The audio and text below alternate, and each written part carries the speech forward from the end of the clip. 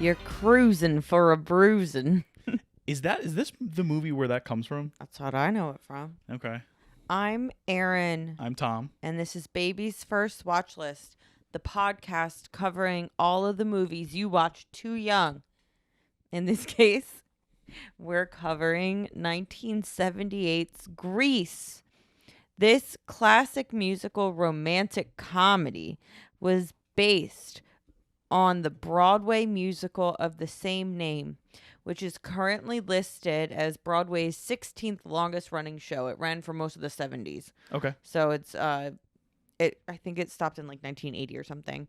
And then there've been revivals and stuff, but also I didn't realize until literally yesterday that Grease is like hair grease but also like car grease. Yeah. Apparently it was a riff on hair, and Hairspray is a riff on both hair and grease. Oh, that's funny. Yeah. All right, cool. I've seen all three. I saw Hair in person. I got tickets from New Jersey 101.5.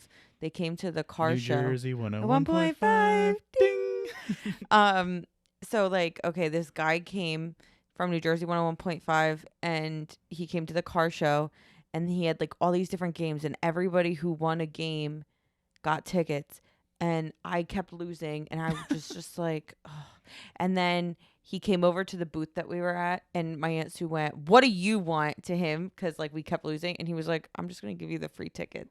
I remember that actually. And then Aunt Sue was like, "Oh, sorry." I remember you. Do you remember that? Yeah. So yeah, that was Hair. That was actually really good.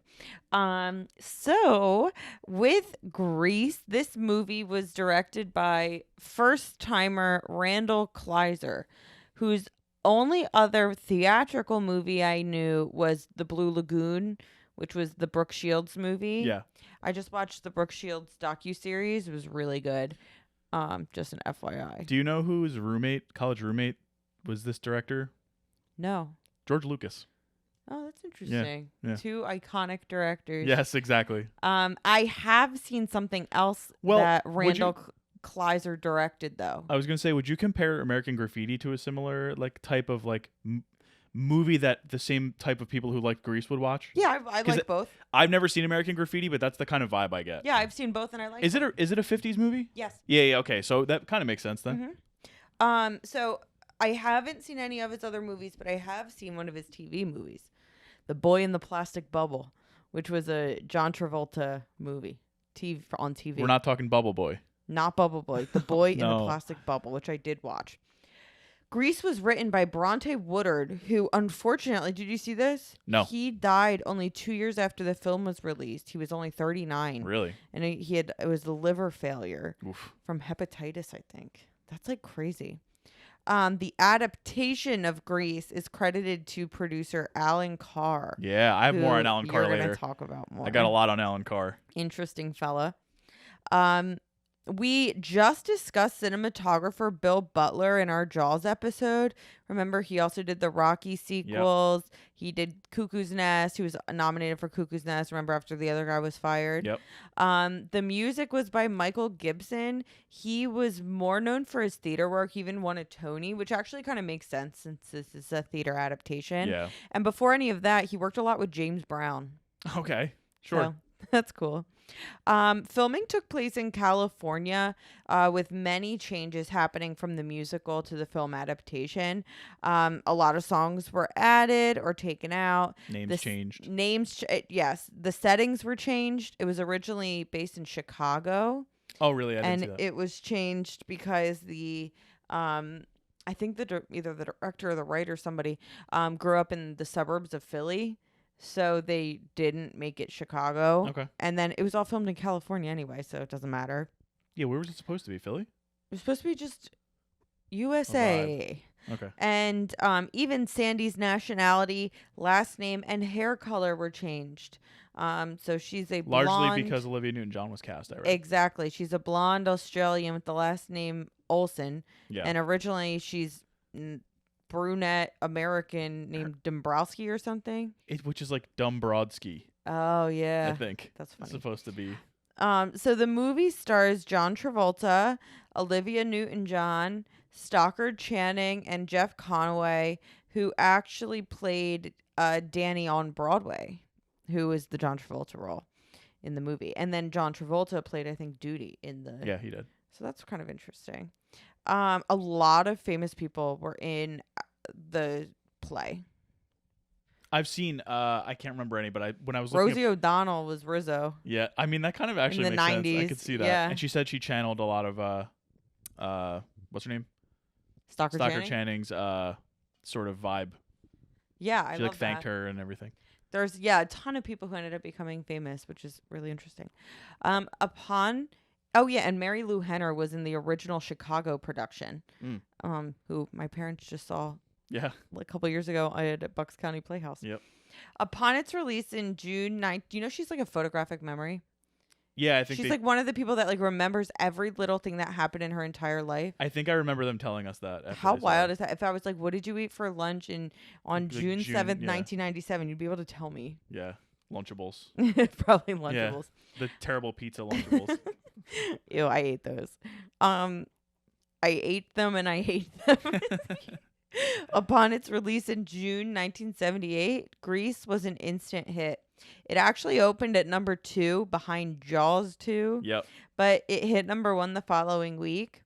And overall, it made $366.2 million. Wild. On a $6 million budget. The power of Travolta. That's right. At the time of release, Grease was the number 1 movie musical of all time. It was beaten in 2012 by Les Miserables. And before Grease became the number 1 musical movie, it was another movie had held that title for 13 years. Do you want to guess what it was? 1965? Something like that. 12 years, 13 years, something like that. Was it West Side Story? No, that's when did a that good come guess. 60? I don't know. What was it? Sound of Music. Oh, duh, yeah. The hills are alive. Christopher Plummer in his book, he had like one short chapter on that movie, and most of it was about how he couldn't sing and how he felt like he was just getting destroyed by everybody else. King. I love him. Grease has a 76% on Rotten Tomatoes, which is very low. I was going to say higher than I thought. I love Grease. Not that I thought it was bad. I liked it. It was my first time watching it, which is a little bit surprising to me, but it was also surprising that it was that high. Yeah. But it is now considered a classic. And of course, it was preserved by the Library of Congress in 2020. For awards, it was nominated. This is really interesting. It was nominated for 1 Oscar. Best Song. Did not win. Do you want to guess what song was nominated for the Oscar? Beauty School Dropout. No. Grease Lightning? No. The one at the end? No. The one at the beginning? No. I don't know. Hopelessly Devoted to You. Which one's that? The one where Sandy's sad because Danny's being mean to her, and she's like, doesn't she have like 3 of those? Heartbroken. It felt like she had 3 of those when she's songs. outside at the sleepover and she's putting Danny's the piece of paper into the swimming pool. That is not, I don't remember that song. Hopelessly devoted to you. And then I said to you, oh, Eurovision Queen coming through. Yeah. And then you went and you let April out, and I said, when the song's over, I'll pause it. Oh, that was that one. That probably explains why I don't remember it. Interestingly, 2 songs were nominated for the Globe, and it wasn't that one. I feel like that's so crazy. Okay. So the 2 that were nominated for the Globe are what's the last song? You're the One That I Want. Yeah. You are. That's the second to last song. Okay. That's one you're thinking I kept thinking we're all in this together.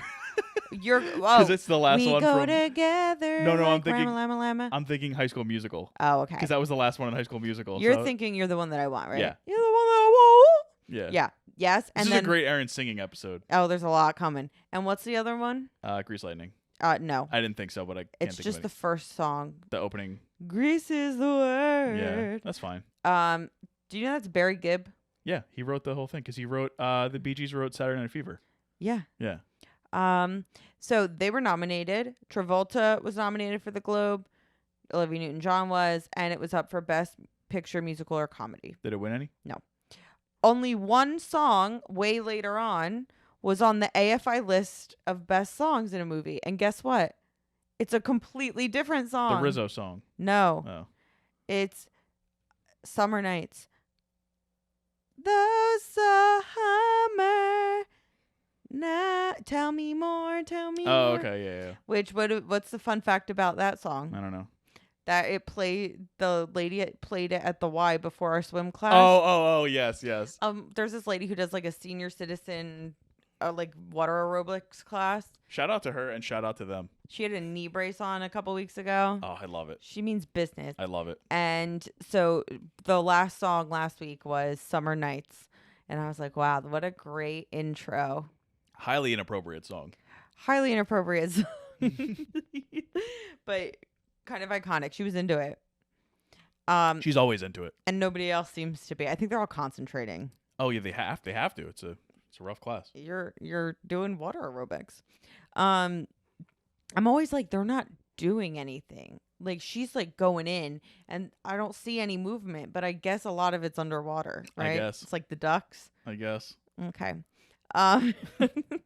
So the soundtrack to Grease was the second best-selling album of 1978, behind Saturday Night Fever. Really? Yeah. Wow. Bee Gees on top of the world. 2 movie soundtracks. Travolta on top of the world. What the heck? Where's Bad Boys 2? A sequel, yet to come. Grease 2, was released in 1982, starring Michelle Pfeiffer. It bombed. It got awful reviews, but it is now actually seen as a cult classic. A lot of people really like Grease 2. I've never seen it. I mean, Michelle. I mean, what's not to like? A sing-along version of Grease was released to theaters in 2010. A live musical. I said a love musical. Live musical version starring Julianne Hough as Sandy, Aaron Tveit as Danny. Who's that? He's a Broadway guy, big Broadway guy. And Vanessa Hudgens as Rizzo was released in 2016. Okay. It was like an NBC Live. Yeah. And I remember it was really sad. I think Vanessa Hudgens' dad died like that day or the day before or something, and she still went on. Yeah. I think I remember that. They haven't done one of those in a while, I feel like. Yeah, they did one kind of recently. I forget what it was though. I never loved them, to be honest with you. They did Annie.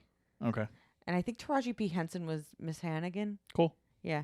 I think I'm out of the loop on my Harry Connick Jr. was the Daddy Warbucks. Okay. And of Independence Day fame. Harry Connick Jr. I might be making all this up. Okay. A spin-off series called Grease: Return of the Pink Ladies was released this past year. It was canceled after 1 season, and then it was pulled from public availability last month. They said no one is going to see this. Yeah, and people are mad because they're like, no, I was going to watch that. And they're like, well, you should have. You had your chance. Your brief chance. Which is kind of sad to me because, like, people worked on that. People worked on it, and it got good reviews. A prequel called Summer Lovin' is allegedly in the works. Which is it one of those where it's like in 2007 it was, and then it's just nothing since? I think it was 2019. Okay. So that's, you get a nice 5 years, I think. And it's like all the Mattel movies got announced a couple years ago, and now all of a sudden everybody knows. That's right. It's Barbie. Yep.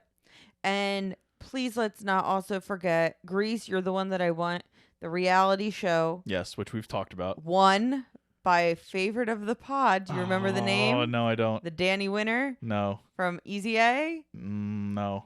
Initials MC. No. Max Crumb. Max Crumb. Shout out. Shout out. So that's Grease. Yeah. That it's a great movie. I watched it when I was like 10, which was everything went over my head. Well, it's interesting because with a movie like this, I feel like you have to either watch it way too young or at the appropriate age, because if you watched this when you were like 15 and you like got some of the references, it probably would have been worse. Been like horrified. Yeah. So like by the time I'm 15 and I'm watching, I'm like, oh my God. Yeah. And I'm like, the summer. I was like, I know how to hand jive. Right. Yeah. So, and watching it this time, it's been a couple years. It is a lot funnier than I remembered. It's a lot campier and satirical and purposeful in its stuff. Like there's this whole like thing about how like, oh, they're all old. They're supposed to be old. Yeah. That's the point. Maybe we're being because I agree with you. Maybe we're being too generous, but we're not. I truly believe it. They're in their 30s, a lot of these people. Yeah. So, but if you can get Travolta for a movie, he was actually cast before Saturday Night Fever came out. But if you could get Travolta in a movie, you're gonna and have him play your teenager, you're just gonna have Travolta in your movie. I understand that, but they had a crow line test to check to make sure you didn't have your wrinkles. Right. That It was purposeful. Okay. Stockard Channing was in this movie. The guy who played Sonny literally looked 45 years old. 45 years old. It's true. Like, they looked older than the teachers. Yeah. They didn't. But you know what I mean? Like, there is no way that wasn't on purpose as a way to just kind of, number one, exaggerate this whole idea of, like, you know, the nostalgia and whatever, but also to make it okay that you had teenagers that were acting Engaging in mature activities. And behaviors and words, so, and songs and lyrics and everything. So yeah, I thought that was it's a way different experience watching it now. Yeah, I'll get into it after the plot summary, but yeah. Go for it. All right. We're going to do this a little bit differently because I meant to write down when the songs kick in, and I didn't. So now you're going to make me do Aaron's a just test. going to jump in. See if I remember. See if you remember. All right. In the summer of 1958, local boy Danny Zuko, played by John Travolta, and vacationing Australian Sandy Olsen, Olivia Newton-John, meet at the beach and fall in love pretty much instantly. Yeah. It was like a From Here to Eternity kind of vibe. Yeah. When the summer comes to an end, Sandy frets that they may never meet again, but Danny tells her that their love is only the beginning. Which is a fun little, like, it's the beginning of the movie. It's the movie. Oh, Yeah. this is a funny movie. But it's also he's BSing her because he never expects to see her. Oh again. yeah, of course, because Danny's a player. But it's clever. It's very clever. Because you know it's almost like dramatic irony. Yeah, because you know? we know, like, oh, we're definitely going to see her. And he does not think he's going to see her Right. again. Then cuts to Grease by Barry Gibb. Yep. And then there's a long animated intro, which we talked about on the Christmas Vacation episode that more movies should have. So that started it off for me on a strong note. Yeah. At the start of the seniors' term at Rydell High School, Danny resumes his role as leader of the T-Birds Greaser Gang, consisting of Duty, Sonny, Putsy, and his best friend Kaniki. Sandy's parents remain in America and enroll Sandy at Rydell, because why wouldn't they? Where she meets Greaser Girl Clique, the Pink Ladies, consisting of Frenchie, Marty, Jan, and their leader, Rizzo, played by Stockard Channing. I didn't write anybody else's name down. Danny and Sandy recount their brief romance to their respective groups, Sandy recalling a romantic summer and Danny implying a more physical experience. And that's in Summer Nights. Yes. Tell me more, tell me more. When Sandy finally says Danny's name, Rizzo arranges a surprise reunion at a pep rally where Sandy meets Tom, a jock, and Kaneki unveils his new used car, Grease Lightning, which he plans on street racing after a restoration. Caught between his feelings and his bad boy reputation, Danny snubs Sandy in front of his gang, and she becomes upset. Yeah. He pretends. He's like, "Oh yeah, babe," or whatever. What did he say? He's like, She's something. like, wait, what's going on? This isn't you. And he's like, oh yeah, it is. Oh, maybe it's my there's twin two brother. of me. Why don't you check out the yellow pages? Good Lord. I lost myself here. Okay. And then Sandy goes, "You're a fake and a phony, and I wish I never met you." It's like, dude, you met him for like 3 hours. No, she said, "I wish I never laid eyes on you." At a Pink Ladies pajama party, Sandy falls ill from drinking, trying a cigarette, and having her ears pierced by Frenchie. While Rizzo, after mocking Sandy's wholesome and chaste personality, departs to meet with Kaneki in his car. And she also, before that, she sings, "Look at me, I'm Sandra D." Yeah. Yeah. Again, the lyrics are extremely inappropriate for a 10-year-old to be watching. Yes. And I was like, wow, this is great. In Kaneki's car, they make a mistake, and they are disturbed by Leo, leader of the rival gang, the Scorpions, in his car with the flames on it, and his girlfriend Cha-Cha. After the slumber party comes to an end, Sandy realizes she still loves Danny after all, which is like, what are we doing here? And that's in Hopelessly Devoted to You. The next day, Danny apologizes to Sandy for the first of many times for having brushed her off the night earlier. With Coach Calhoun's help, the gym teacher, Danny becomes a runner and successfully wins her back from Tom. And when they go on a date to, is it like a diner or something? They go to the Frosty Palace. Frosty Palace.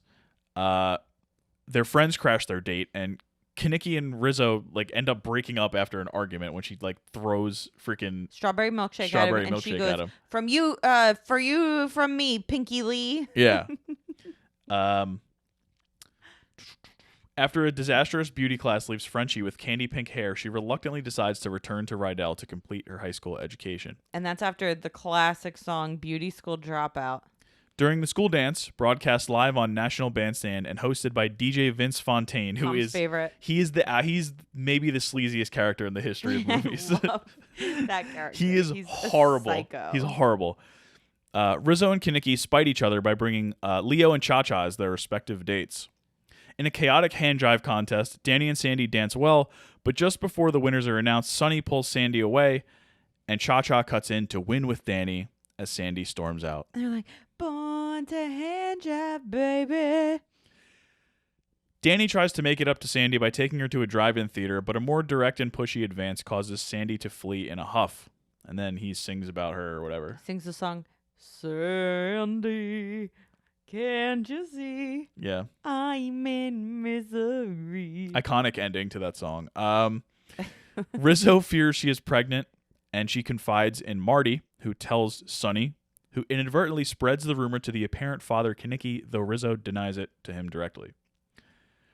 On race day, wait, did I miss the part about the race? This is all from Wikipedia. So Kinnicky is Did you miss Grease Lightning? I talked about Grease Lightning earlier. Grease Lightning. So Kinnicky is apparently supposed to race Leo, right? Yeah. And on race day, Kinnicky is concussed by his own car door. So Danny takes the wheel, and there's a big race.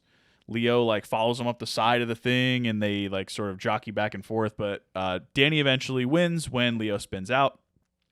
Sandy, watching from afar and rejoicing for Danny's victory, concludes that she still loves him for the second time this movie, and enlists Frenchie's help in changing her attitude and looks to impress him. And that's like the Sandra D reprise. Yeah. On the last day of school, Rizzo finds out she is not pregnant when she's like on a Ferris wheel. They have like a carnival, it's almost like a senior day type thing. Mm-hmm. And she reunites with Kinnicky at the carnival. Danny. Wait, you missed the part where she has her big moment and she sings. Oh, that's right before there that. are worse things I could do. Yeah. Great song, great character development there. What I did with this plot summary was I copied directly from Wikipedia, and I didn't have time to add anything else because I was writing too much about Allan Carr. That's okay. At the carnival, Danny and Sandy each find that they have changed for each other. Danny has become a letterman, and Sandy a greaser girl. Sandy decides to wear leather pants. Yeah, and have her hair curly. And he wears his white and red Letterman sweater. And then they sing. He's like, "Hey guys," they sing, "You're the one that I want. Yep. You're the one I want." Yeah. Yes. And then the two get in the Grease Lightning car because the race was like for the cars. Yeah. So for the pink. It was a pink slips. So, like, does he own both cars now? He owns all the cars, and this is a third car. Oh, okay.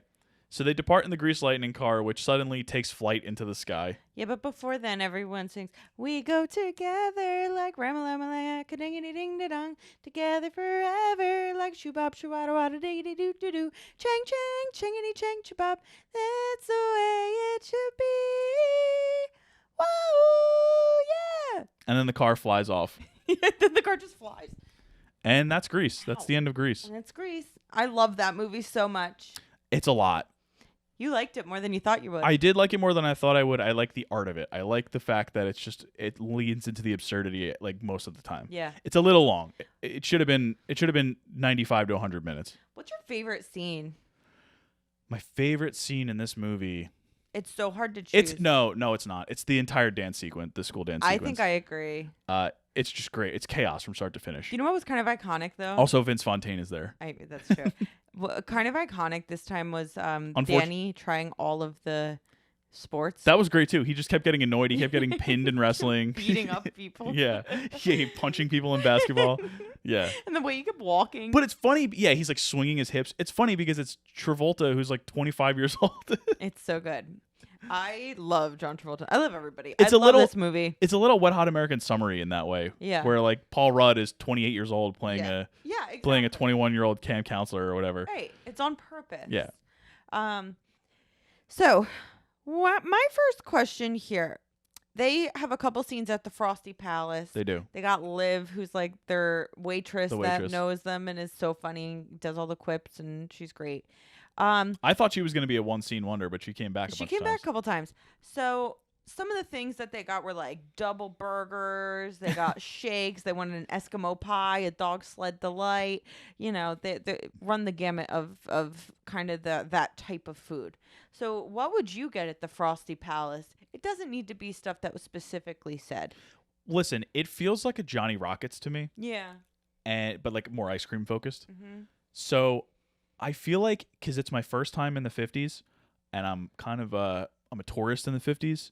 I feel like I have to go with just a plain old cheeseburger, French fries, your American Heinz ketchup, and a nice banana split to top it off. Oh, a banana split. Yeah, it just feels it feels right to me. Or like a malt. Do you get the or wet something. walnuts on the banana split? No, I don't need to get the wet walnuts. Okay. That sounds disgusting. It's probably good, but wet walnuts just sounds disgusting. Okay, or Nice like a chocolate malted syrup. milkshake. Yeah, but I'm talking banana split still, like chocolate syrup, maybe a cherry if you want. What about strawberry sauce? We could do that too. Why not? What about caramel sauce? No. Butterscotch sauce? Ew. Well, it is the 50s, so maybe. That's what I'm saying. Like all these things. Chocolate vanilla strawberry for ice cream. For a banana split, I would probably just go vanilla. You and rainbow sprinkles chocolate jimmies? No, not on my banana split. Okay. Not on my B split. So it's a boring banana split. What about peanut butter sauce? What do you mean it's a boring banana split? So all right, No banana split is boring. It's a banana, Yeah, and ice cream. 3 types of ice cream, Sure. and then Maybe I'll chocolate just get the chef's banana split, whatever the chef tells me to get. Then you're getting butterscotch. I might get butterscotch and wet walnuts. because they got to offload the butterscotch and the wet walnuts. Or like, hey, just put peanuts on that. I don't know. But for my burger, I would do ketchup, American cheese, pickles. You know, the whole 50s vibe. Couple pickles on there. Seeded bun, preferably. Okay. But I'll take what they have, and then French fries. I'm hoping for either, because they don't. Shoestring. Shoestring's good. As long as they don't give me steak fries, I'm good with anything No, they else. wouldn't do that. I think for me, I would do a grilled cheese sandwich because that's all I eat at those kind of places. Yeah. And I would do a black and white milkshake because they do black and white milkshakes. They have to, right? Shake Shack does. Yeah. And there's a Shake Shack in this movie. There is a Shake Shack at the end of the they're dancing on. And then I think I would really want to know what an Eskimo delight is. I wonder Eskimo pie. It's You a would dog inquire with sled the delight. you would inquire with the I wonder if kitchen. it was a real thing. What is it? Eskimo pie. And Eskimo pie. It is. it is. What is it? It's an ice cream bar. It's an Edie. It's Edie's. I don't think that's what that was though. But that's what it says. What about dog sled delight? Maybe I would get like an egg cream or something. Dog sled delight looks like something from Greece. Yeah, I think that was probably made up. Yeah, I would probably do like an egg cream too. I would just get like a lot of cool stuff. Yeah. So Kaniki orders. And an Eskimo pie. It's. Oh wait, no, I lost it. Well, I would get all those things. I would try it all. Okay, so you are cast in Greece. Yeah. And you are told, guess what? You're not just cast, but you get to pick whatever role, big, small, in the middle that you want. Who are you going to play in Greece? I mean, the easy answer for me is Fontaine, but I'm not going to say that because he is a predator. Yeah. I like Leo. Who's Leo? Leo, isn't that the guy? Who is Leo? Who's Leo? What's his name? The guy? Leo? Yeah, Leo, the crater face. Oh my god. His name's Leo. He'd be the villain. Yeah. He's Crater Face. He's not Leo. Well, I said Leo in the plot summary. You I'm didn't like, correct me. Who is Leo? It's Uncle Leo. I'm gonna play Janice. I don't get it. Just a random name. It's not a random name. It's a character's name. He's not. No, he's Crater Face. Okay, well, I would like to play him. Okay, why? First of all, he doesn't sing, does he?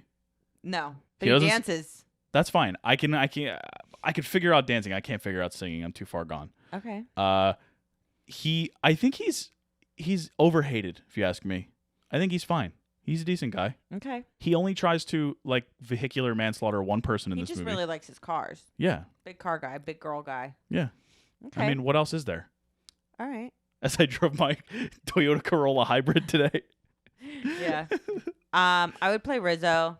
Yeah. She's my number one. I love her. Yeah. I don't really like any of the guys, and not that I wouldn't play a girl, but I mean, look at me. Yeah, I don't think that would be great casting, personally. All right, cool.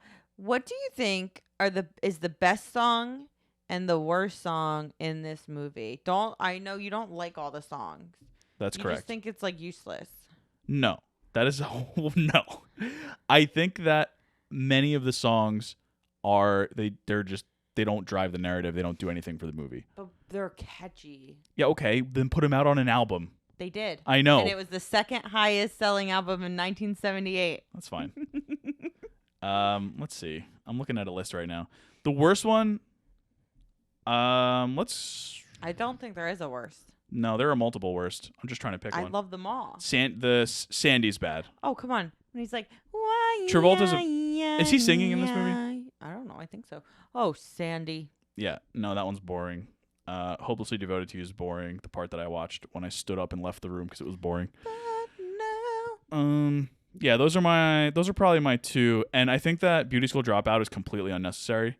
Slaps though. But I'll give you my number. My number one is the opening, Grease. The one that's not even in the movie. Yeah. Grease is the way. Grease is the way. And my number two is probably You're the One That I Want. Oh yeah, that's a good one too. I don't know if I have a number three, like just off the top of my head. Not even from Johnny Casino and the Gamblers. Johnny Casino and the Gamblers were ripping it at the dance. Yeah. But again, I like that whole sequence. So it's not that I didn't like the songs. The hand drive. Born the hand drive, baby. I didn't find any of the songs that I didn't know memorable. Do you know how to hand drive? No. Oh. Why would I know how to hand drive? I can show you. Yeah, go for it.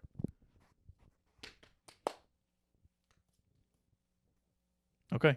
You've never hand jived? Why? In what situation would I have hand jove? In what situation would I have hand driven? Like you just learn it. From whom? The girls in your school? I didn't talk to girls in my school. The theater kids in your school? I don't know. I feel like I just have always known how to hand jive. I just watched this movie yesterday. Yeah, but I think hand jive is something else too. It's the hand jive. Okay. I believe you. Your hands, they just jive. I believe you. Worst song for me, none. Best song. No, that's not fair. You need to pick a worse one. That's not fair. There's literally not a bad song in this entire. It is impossible movie. For there not to be a worse song because everything is relative. It's all hit after hit. It's just, they all just are fire. No. Name the worst song. Let me think. Okay. Yeah, probably one of the slow ones. They're not good. They're great. They're just slower. And I like to be like, woo. They're boring. They extend the movie, and it's like, get me to the next part. Yeah, probably Hopelessly Devoted to You, actually. Yeah. Because I'm like, girl. Also, she kind of sucks. This is the secret that no one wants to say. Yeah. Which is that I'm brave enough to say it. The character of Sandy Olsen's a little bit of a wet blanket. Yeah.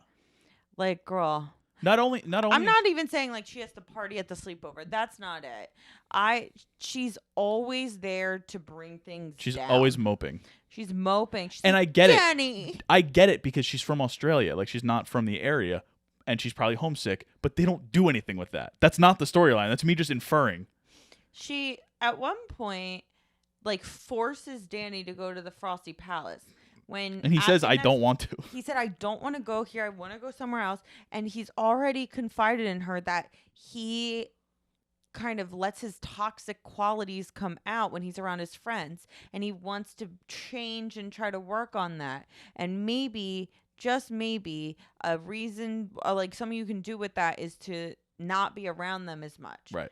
And Sandy's like, no. No, you're going to the Frosty Palace. Here. And then she got mad at him because he's like, okay, well, I'm going to go to this secluded spot, put up the menus so that no one can see us. Yeah. And that's because he doesn't want to be negatively influenced by his dumb friends.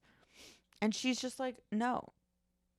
I'm like, okay, well, then what do you expect? Yeah. That being said, he was dumb to her all the time. Yeah, it's a high school relationship. I mean, you forget because they're in their 20s, but it's a high school relationship. 40s, yeah, right. Yeah. So, what's my favorite song? I don't know. What song did I seem most excited about? I don't know. I was watching the movie. What? I don't know. It's so hard to choose. Probably. For what it's worth, I think I might out you as a fraud here. Why? You didn't sing to any of them. Yeah, I did. I was singing the whole. You were not The singing. last song. Okay, then there you go. But that's not my favorite. I don't know. It's hard to choose. I can't pick one. Pick one. No. Pick one. I have to think about it. I'm gonna go on a silent treatment until you pick one. All right. Would you be friends with any of these kids in high school? Absolutely not. Not a single one. I would be friends with Frenchie. No. She's so nice. I wouldn't be friends with her. I would be like, oh, hey, what's up? That's not friends. What about Jan? Brusha, brusha, brusha. I don't remember Jan. Jan's the one that had the Twinkie. I don't She's remember. like, Twinkies. I don't remember that. And then she's like, oh, it goes with the wine because it's a dessert wine. Oh, yeah, I remember that. I don't know, maybe. What about Marty? I didn't drink in high school, so probably not. What about Marty? No. She's so funny. I just don't. I don't like any, like none of the guys. These would aren't be the my circles that I friends. ran in. What about Patty I wasn't- Simcox? I wasn't in the greasers at my high school. No. What about Patty Simcox? Who is she? She was like the vice president. Oh, yeah. Honestly, of all people, maybe her. And Eugene? Eugene, yeah. Friends, I don't know, but What about Tom? he seems fine. He seemed fine. Tom got the short end of the stick in this movie. He was so boring. He was, so what? His brains are in his biceps. So is Sandy. They probably should have ended up together, to be Yeah. honest with you. Yeah. Well, that being said, who's your favorite character then? I told you last night, I don't know if I have a favorite character. You don't like anybody? I liked the movie. I liked the way that they interacted with each other, but I didn't come away from this being like, oh my God, I loved this person. I loved the principal. The principal's great and the waitress is great. Yeah, Liv. But like any of the kids, I don't really. What about I love the coach. Rizzo's fine. Yeah, Rizzo is my Like, favorite, obviously. The coach is good. The coach today would be Henry Winkler. Like Henry Winkler turned this down. Really? Yeah, and then he regretted it. Yeah, he I turned mean, down Danny, Of course. obviously. I might have wrote that. He said he I didn't want to remember be reading that. typecast as like a greaser. I did write that down. Yeah, right. Okay, but what about Cha-Cha? She's great. She is great, actually. She's the best dancer at St. Bernadette's. Yeah. With the worst reputation. She is good. And like even I said I would want to play Leo, but I didn't like him, you know? No. What about I didn't find anybody likable. I found it funny. Like I found the movie funny. Yeah. What about Blanche? Who's that? She's like the secretary. Oh, who plays the xylophone? Ding ding ding ding, and she's like sobbing. Yeah.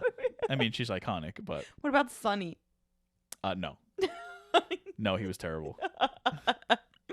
Okay. He was like Joe Pesci.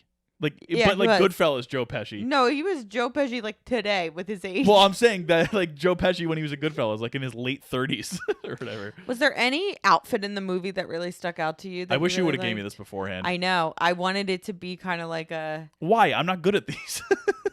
Oh my god. I mean, the greaser jackets are just. I wish yeah, they're great. Before we started recording, I was thinking like, never in my life have I wished I had a leather jacket. I'd be wearing a leather jacket right now if I had one. Yeah, I think all of the outfits at the dance are great. Well, Marty at the dance is so gorgeous. Yeah. In her like deep teal cha-cha with the skirt is amazing. I love the polka dots on Rizzo's dress. see this stuff. I remember. I just watched the movie for the first time yesterday. Frenchie's in like this gorgeous like kind of layered yellow dress, and she asks Duty how she looks, and he says, "You look like a big beautiful pineapple." I love that. What about Sandy's last outfit? Did you like the leather outfit? I mean, yeah. I mean, she's pretty, Beautiful. but yeah. I don't like the symbol of the outfit. How did you feel about the ending? Well, what did I say when she showed up like that? I said 3 words. I hate this. It's horrible. It's a horrible ending. But You don't like the idea of compromising? It's and not both of them compromising. compromise, and No. then it's like, oh, we're funny. it's not compromising. I disagree with the Wikipedia plot summary on that. There's no compromise here. He didn't. He wore a sweater. So what? And he not only wore a sweater, but it's what that sweater represents. He lettered Sports. in a sport. So what? And that's after she said, you've never accomplished anything. You never did any, which again is kind of mean. Listen. But then he went out and said, okay, I'm going to do something to prove to you. He did that for himself. She did this for him. You don't think he did that for her? The intention is the problem here. The problem is, no, of course he did it for himself. Once he realized he was good at it, he wanted to keep doing it. Like, and then she's just, and it's like he accomplished something, as she said. She just wore a leather jacket. It wasn't a jacket. And jeans. like what are you talking about She here? like put curlers in her hair. Yeah. Frenchie did a good job. She went to beauty school. She dropped out. She went to beauty school. But, I mean, the ending is by far the worst part of this movie. And I'm not talking about the car. The flying car, you thought I was going to be like shocked by it, right? Like you were like, "Oh my god, you're going to freak out." The rest of the movie was freaking absurd. The rest of the movie is a fever dream of the 50s. So of course, I'm not that I expected a car to be flying at the end of the movie, but sure, it fits the vibe. I really like the kind of the tone of the ending because it's like they're like, we're going to be friends forever. And this is the best day of our lives. And like, it's just, I love that it's so like obviously satirical and tongue-in-cheek. And I think that when you look at it that way, there is an argument that can be made for the ending for Danny and Sandy, where it's like, they really think that they did something there. Yeah. You know, they really thought that like, oh, they're going to be together forever because she wore leather pants. I think if that were the case and it was truly meant to be sort of ironic, somebody would have said something since 1978 in an interview or something that it was supposed to be ironic. And I don't think I've ever read that. I mean, I don't know. Maybe. I didn't read it in my research. Okay. So I don't know if that ending is supposed to be. I'm just trying to give it some benefit of the doubt. You're trying to give a movie that you really like as much leeway as possible. That's not true because I did say to you the ending's absurd. Yeah, but you didn't say it was bad. I don't think it's bad. Exactly. That's what I'm saying. It is bad. It's a terrible ending. I love the ending. That's fine. That's it for me. Okay. You're so combative about Grease. I'm not combative. Grease is the word, Tom. I'm allowed to have opinions. Are there any other wildly inappropriate movies that kids our age like grew up on, or that anybody grew up on? I mean, I can think of just me personally. Yeah, sure. You're included. Grease is my big one. Yeah. But the other one was Rocky Horror Picture Show. Okay. That is not for kids. Okay. And I've watched it ever since I was a kid. Another one I haven't seen. It's a classic. I have two. One of them I haven't seen, but I just know Dirty Dancing. Oh, it's a great movie. It is. I did not understand any of it when I was watching. I'm just assuming. Yeah. And it's not as bad as you think, like content-wise, but there's a subplot. Okay. I had no idea what the subplot was, and then now I'm like, oh. I would say also this. I just thought of this now. Like The Breakfast Club, and like some of the John Hughes movies, 16 Candles, probably. Yeah. Another one I haven't seen. I watched all those. Not like. I watched those in like 5th grade. Yeah, I feel like those are big movie ones that kids hit a little too early. Yeah. At least millennials. Yeah, that movie should not have been rated PG. Yeah. Neither should Grease. Neither should Grease. The other one I put was Gremlins, because you think it's like, oh, this cute little animal, and it's like, no, it's like kind of scary. I didn't watch that till it's freaky. Older. That was one that I did watch probably too early, and also the story that I'm not going to say. Mm-hmm. Spoiled a little holiday thing for you. Yeah. So yeah, it ruined my childhood, but other than that, it's a good movie. Who is the audience for this movie? Me. For Grease. It's theater people. It's theater people, but it expands outward. So you have the nostalgic factor. People like the whole 50s thing.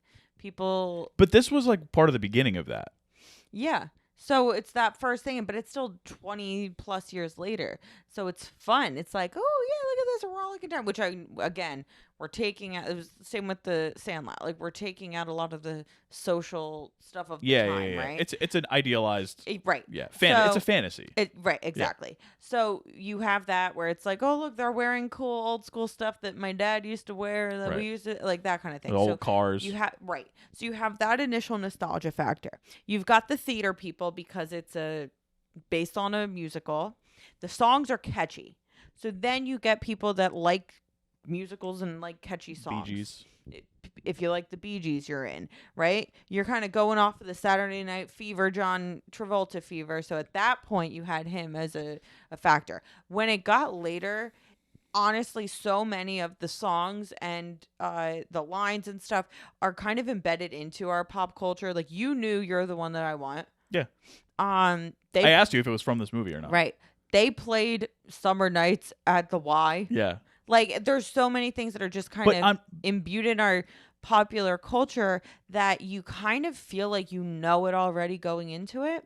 So I feel like it's for everybody. But I understand the effects of it. Well, my question is when they were marketing this movie and it was coming out, who was their target audience? Because I don't know. Teens? Yeah. And olds? Definitely not guys. Why not? I don't think this was marketed towards men. I really don't. Because in the 50s or in the 50s, even in the 70s, I feel like men going to see a musical was like kind of weird. Well, not that I think it's weird, but I feel like societally, I don't know. Sound of Music did really good. I guess, but that was a different story. Well, it's a date movie too. True. So you might have people that are like, "Oh, I'll go see it. And that's fine." Like, "Oh, it's got cars in it." Yeah, Travolta's the biggest star in the world. But yeah, he was. But that's not something that I'm ascribing to the movie at that time, because he was already cast in this movie before Saturday Night Fever came out. I don't know, but everybody loves this movie. Yeah, I'm just trying to get to the bottom of it. Maybe it's also word of mouth, like, because it was second when it first came out, and then Second it is went still to good. first. It is still good, but I made like 8 million, I think. And also, I think people found out that Jaws 2 wasn't that good. I think people were like, "Whoa, this movie's amazing! Let's go, Grandma!" And everybody went. So it's for the grandmas. It is for the grandmas. Grease is for the grandmas. Grease is for the grandmas. Okay, I'll accept that. Who is your favorite adult in the movie? And I'm talking adult characters, not adult actors, because that would be the entire Everybody. movie. I really think that it's the coach, because he has this. He's just I think Sid Caesar played him. He's like a famous comedian guy. He has such a bright optimism about him that, like, it's going to be a banner year when it comes to the football team. They haven't won a game in 7 years. We're going to ring the bell, and they rip them apart. They go over to the bell, and it's rusted because Yeah. it hasn't been rung in 7 years. He's still like, oh my God. And then he's like, I'm going to help Danny. And he has him try all these different sports until he finds the one that he wants. I just find it so heartwarming. And he said to running, "You're the one that I want." Yeah. And I just really appreciated his kind of willingness to help and his optimism. So I think him. But I also love the principal. Principal is probably my favorite. Again, I'm going to talk about Fontaine again, but mainly because he's just pure entertainment, not because I like him. No. He is, like, the first time you see him, he's like looking into a mirror and it's so fixing good. his hair and stuff, and it's like he's like walking with it, right? Like the mirror. He has someone follow him. Yeah, someone's following him with a mirror. Yeah, it's just such a detestable character. But the principal is my favorite. Like, I think that the coach is great too, but she grounds it a little bit. She does, and she's very, like, everybody knows that principal. Mm-hmm. Like, she's a very relatable principal where she's like all about the school spirit, but at the same time she's like, oh my God, she's like business. Yeah. Mm-hmm. Okay. What else? And then at the end when they cry because they're like, they're gonna miss those crazy kids. Those wacky kids. That's all the questions I have. Wow. Yeah, we don't really. I mean, what's there to say? Grease is the word. We just lived our lives watching Grease. It was amazing. Yeah, so I'm gonna go with. I'm so glad you liked the movie. Yeah, I don't think I could rewatch it relatively soon because it's a lot. Like, would you go to a sing along version if they had it in the theaters? I don't know the words, but well, they have the words on the screen. Oh yeah, like a sing along. Maybe. I think it would be fun. I wouldn't be against it. We would get a whole group of people. Not anytime soon. Like, not like in the next few months. I wouldn't. Yeah, no, I don't think. I think. Okay, so they re-released when like Olivia Newton-John passed away. Okay. I think we gotta wait for another one of those. Oh, okay. And then I think they might do another re-release. I just assumed that they were kind of like, you know how Rocky Horror plays like every now and then, like at some local theater. Yeah, I don't think so. I did read somewhere that they played it instead of the Emmys because the Emmys were canceled during COVID or something like that. Oh, okay. Yeah, so we might catch it every now and then. We'll see. Yeah. Rocky Horror. You're gonna see Rocky Horror live Yeah. this October. Oh, you're in for it. Yeah, it'll be cool. So much fun. Yeah, it's just one I never caught. Not that I was uninterested in it or anything. And Jan, the actress who played Jan had a role in Rocky Horror too. Okay. Yeah. In the play or in the I think in the movie. musical? Movie. Okay. Here are the taglines for Grease while we're talking re-releases. The first tagline, I bet you can tell me what the tagline is. What is it? Grease is the word. There's no lies. No lies detected. The original tagline is Grease is the word. It did not have another one until 1990. They said, why mess with perfection? Until 1998 when it was re-released. Grease is still the word. These tagline writers, pay them everything. I love the tag. Ever since I started the taglines researching the taglines, are always iconic. You ready for the 2010 tagline? The original High School Musical is back. Like, how do they find these people? That's awesome. I love that. It's amazing. And there is so much High School Musical in this movie. Like, it's like... Well, the beginning is an homage when it cuts to the school itself, and High School Musical does the same exact thing. Well, not only that, but the fact that they meet beforehand at some random thing, and then she ends up coming to the school. It's the same. It's the same plot. Yeah, exactly. Yes, High School Musical is very, very inspired. Except he's already a basketball player. Yeah. Instead of like him having to do his whole thing, but it's like it's more or less. Head in the game. It's Get more your or head less in the game is Grease Lightning. It's more or less the same movie. Mm-hmm. Yeah. So we're all in this together. Yeah. We go together. Yeah. Yeah. Yeah. So we'll do some trivia. I have. All right. So I have my regular trivia, and then I have the Allan Carr segment. So I'm gonna do the rest of them first. So there's 20 principal background dancers, and they all had names, including. What about the pink girl? I don't know, but including Sauce, Bart, Bubba, Midge, and Moose. Kind of like the name Midge. Midge. I kind of like Midge. You know what a midge is, though? Some little. It's like a bug. It's like a. It's kind of cute. Like a fly that like jumps on you. It's Miss Maisel's Midge. Sure. Randall Kleiser hated the opening song. He thought the lyrics were too dark and cynical for the light, fun movie he was making. Barry Gibb and the Bee Gees were riding high off of Saturday Night Fever. Kleiser, a young upstart director, felt he had no clout to ask for changes, and he also hated You're the One That I Want. He said it sounded awful. I disagree, not just because those songs are amazing, but also because the tone of the movie, yes, on the surface is bubbly and fun. Rizzo's storyline is not fun.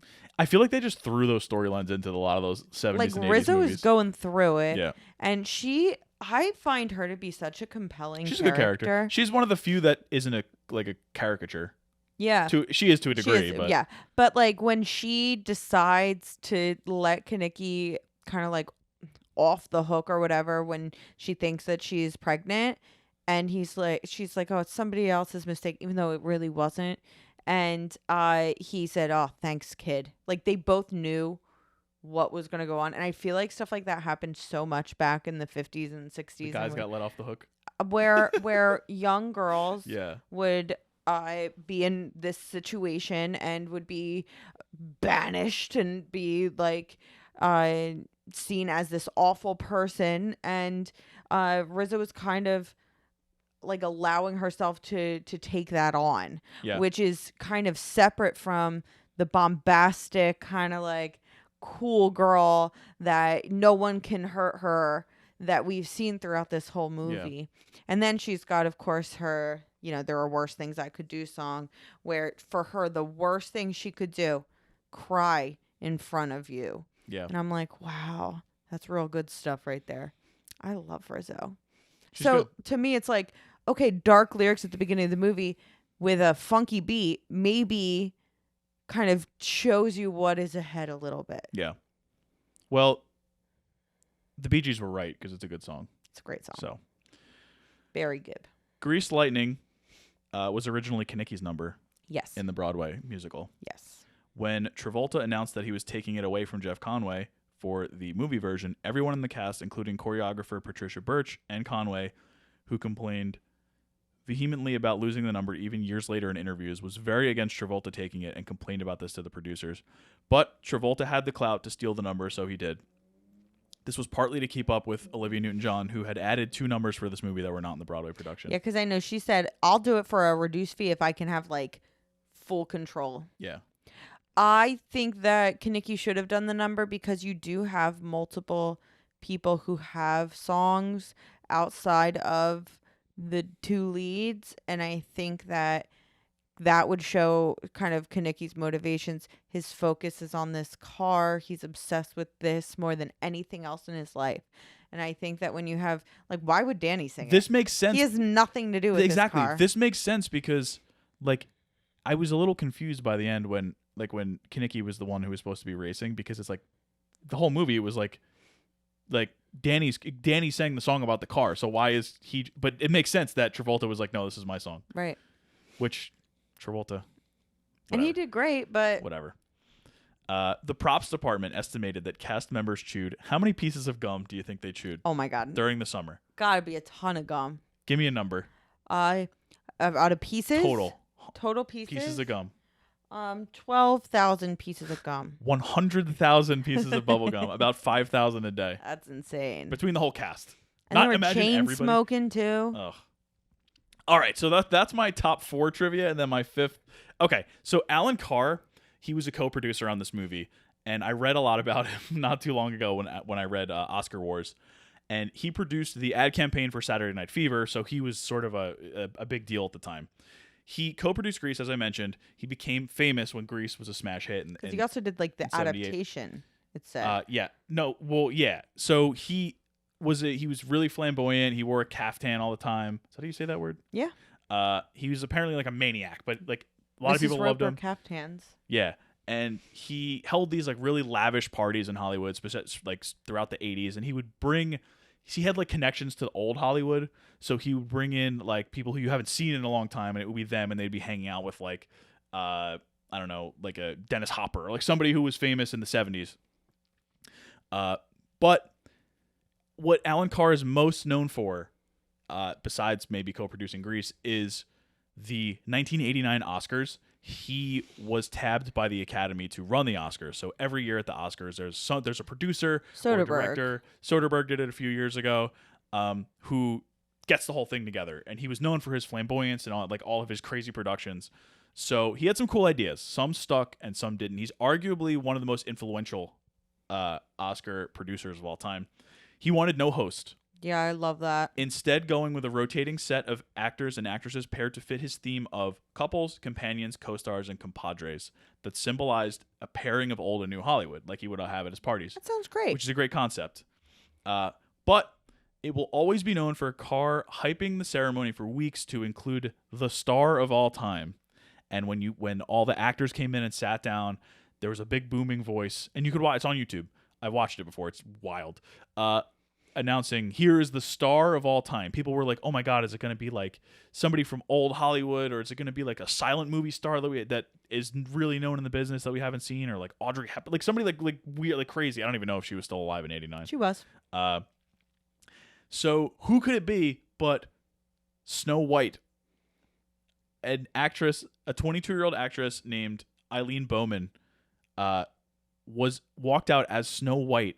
And she was like waving to the crowd and like shaking people's hands, and I think it was Michelle Pfeiffer was like really like cringe, like she was like freaked out by it. Why is Snow White? She was nominated, and like Snow White was? No, Michelle Pfeiffer was, and it was just an actress who was like trying to make it in Hollywood, and they offered it to her, and she took it. And she took it, and she was like freaking out, and you could tell she was nervous, and like it was really sad for her. She was super overwhelmed. After that, to start the show, Merv Griffin came out and for some reason sang "I've Got a Lovely Bunch of Coconuts" with a bunch of random stars like Roy Rogers and Vincent Price. This sounds like my heaven on earth, to be honest with you. It's amazing. Later on, Bowman came back out as Snow White and sang with Rob Lowe a 12-minute version of Proud Mary. It's absolutely insane. Absolutely insane. They also had a segment called With the Stars of Tomorrow, including Christian Slater, who was sword fighting Tyrone Power Jr., Chad Lowe, and Patrick Dempsey tap dancing, and they all did a number titled I Want to Be an Oscar Winner. Okay. I don't think any of them got there. I don't think so. Slater was probably the closest. Yeah. So yeah, the reviews came in and they were predictably atrocious. I would have been like A+. The Snow White segment was considered the worst production number in the history of the Oscars. The LA Times dedicated its entire letter section to hate mail about the ceremony the next day, or the next issue. Former Academy President Gregory Peck called it an embarrassment. Gregory. On top of all of this, the Walt Disney Company sued the Academy because they didn't get permission to use Snow White. You can't make it up.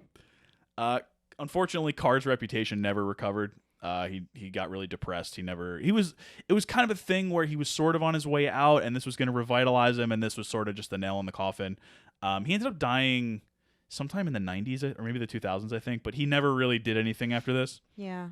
Which is unfortunate. But two things that he did at this ceremony that remain.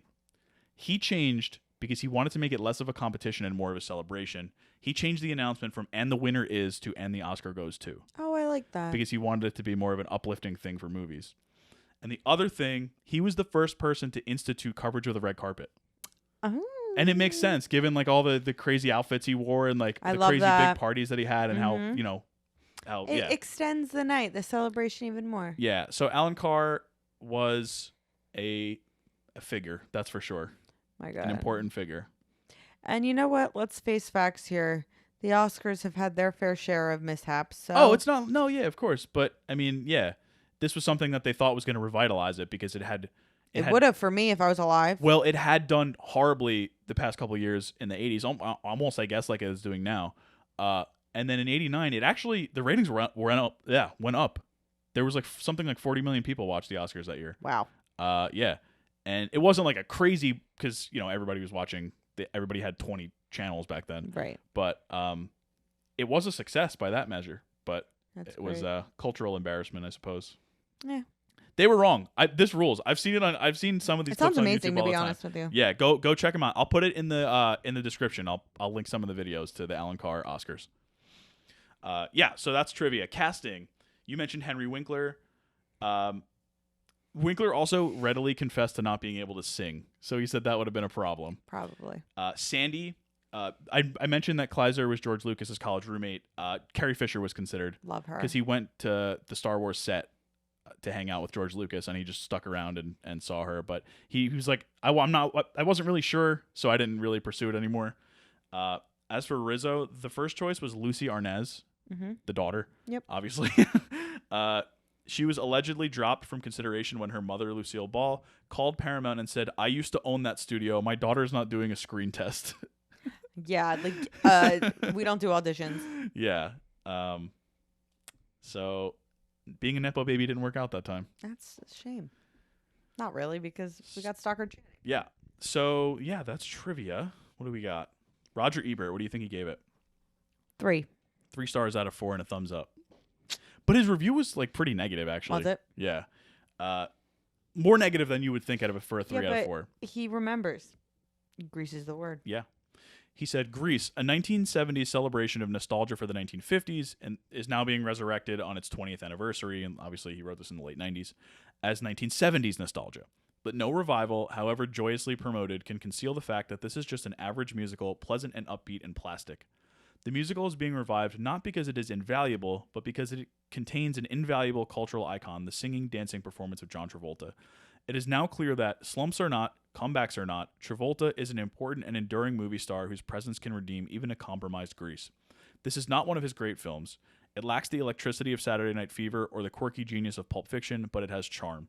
If Travolta lacks the voltage of Elvis Presley, his obvious role model for this film, at least he's in the same ballpark, and Elvis didn't make such great movies either.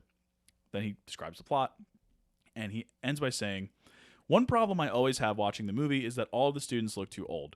They're supposed to be 16 or 17, I guess, but they look in their late 20s and don't seem comfortable as teenagers.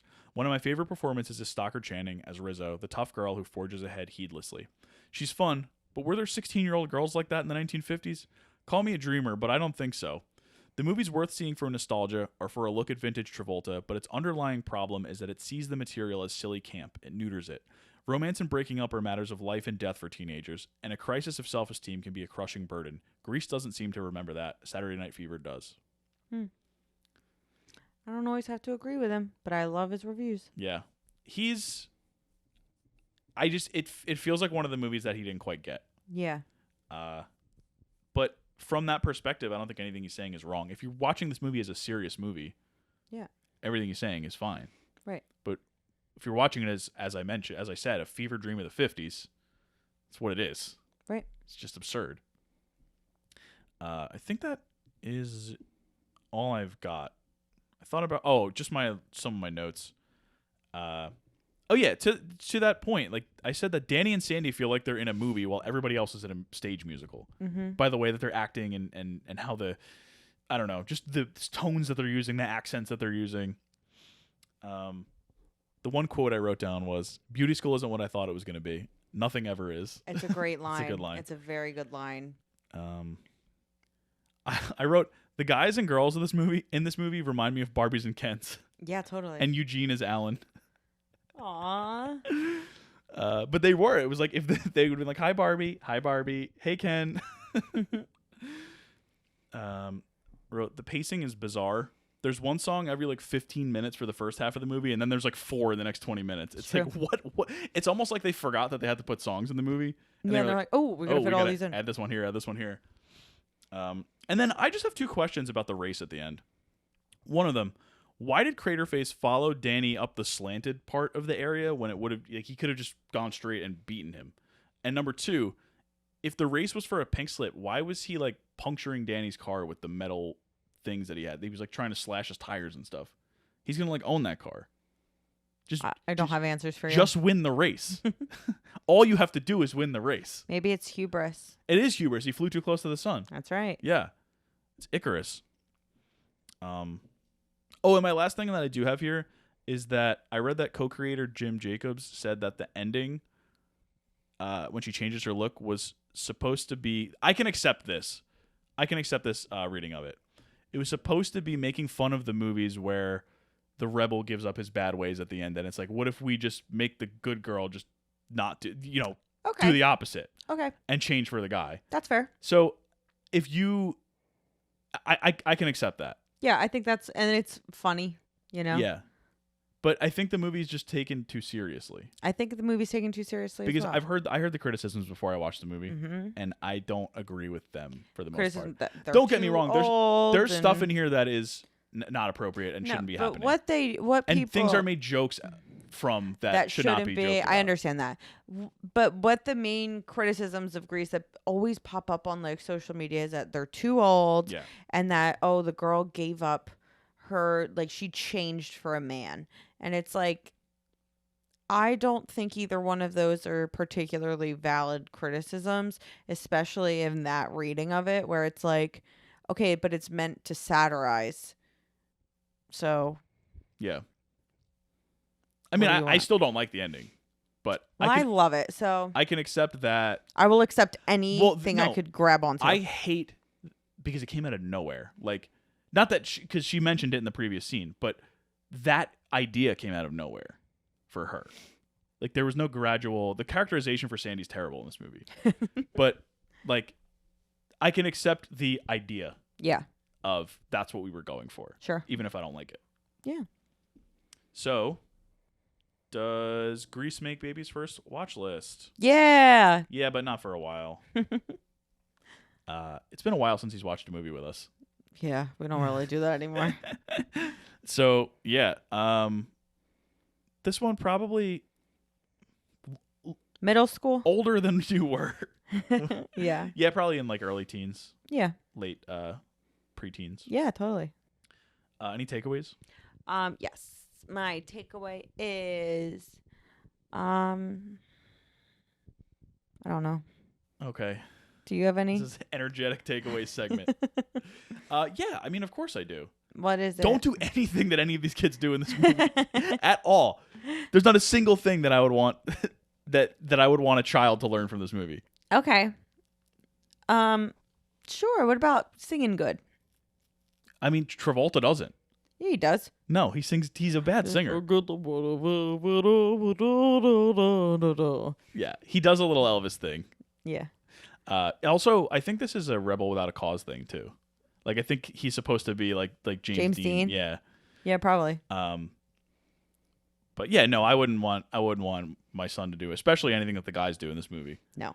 At all. No. So, and maybe let her in a sport in high school, Yeah, but you that's could do about that. it. Yeah, so that's Grease. Would loved it. It's a good movie. Solid 7 out of 10. Love Grease. 10 out of 10.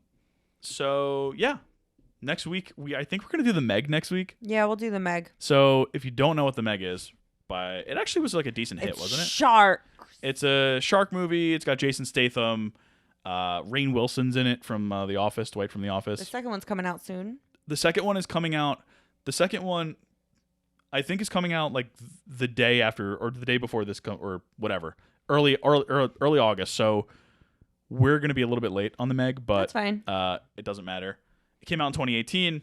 It didn't get great reviews, but I think it's gonna be fun. Oh, I'm gonna love it. I like Statham. I like these stupid action movies. So yeah, tune in next week when we tackle the Meg. And so the poster for the Meg is a giant, like it's a view from above, and you see the shark's like mouth, and the tagline is "opening wide," and then it's the date that it came out, August 10th or something like that. Maybe we'll see a dog jump through a wave. Maybe. We can only hope. All right, so this was Grease, and yep, keep following us on social media and all that. We're like pretty much everywhere except for Facebook. So, and Twitter. We're not on Twitter or X anymore, but we're everywhere else. So follow us there, and then yeah, catch us next week for the Meg. Rawr. See you later. Bye.